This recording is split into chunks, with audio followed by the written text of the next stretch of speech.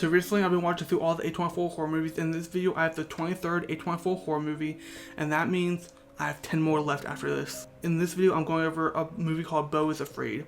And maybe this is a horror movie to you, maybe it's not, but it is a horror movie from what Google says, so I'm counting it. It's just such a bizarre and absurd movie, but it also has a lot of complexity to it. And so this is my second time watching this movie. The first time I watched it, I did not know what to think about it. I had to watch it in two halves because this movie is nearly 3 hours long. 2 hours and 58 minutes long. So let me just get into it. Beau is Afraid follows Beau Wasserman, who is a middle-aged, anxiety-ridden man living alone in a crime-ridden city.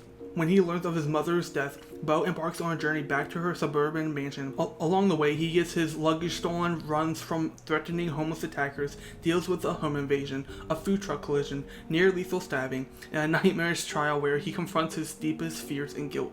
And the film weaves together flashbacks to Beau's youth, including a doomed teenage romance with Elaine, with surreal trial sequences that blur reality and hallucination, culminating in an unsettling evaluation with his mother's oppressive and bullying influence, and his own existential paralysis. Beau is Afraid dramatizes the crippling effects of a narcissistic, guilt-wielding parent, where Mona's staged death, constant surveillance of Beau's therapy tapes, and her ultimate prosecution of him in a Coliseum arena mirror the tactics of emotional manipulation that keep him immobilized. The entire journey functions as a grotesque allegory for children who are trapped in never-ending debt from parents and the fear of disappointing an overbearing caregiver like a narcissistic parent. Beau's world is one of never-ending threat, whether it's both external like muggers and serial killers, and internal like self-doubt and fear of intimacy, where every encounter amplifies his social phobia and obsessive indecision. Surreal shifts in tone from dark comedy to outright horror reflect his fragmented mental state, making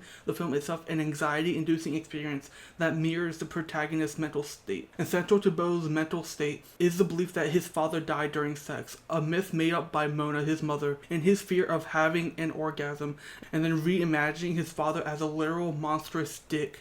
No, I'm not joking around, that's literally what's in this movie. In an absurd way, this movie symbolizes deep-seated shame and psychosexual repression, and the narrative suggests an inherited curse of madness where Beau's fear of dying from the same hereditary defects that supposedly killed his father drives him towards self-destructive choices. And Ari Aster is the director of this movie, same person who did Midsommar and Hereditary. He uses exaggerated set pieces in dramatic staging like a literal courtroom, overgrown forests, and dreamlike carnivals to shift Beau's internal anxieties into the physical world.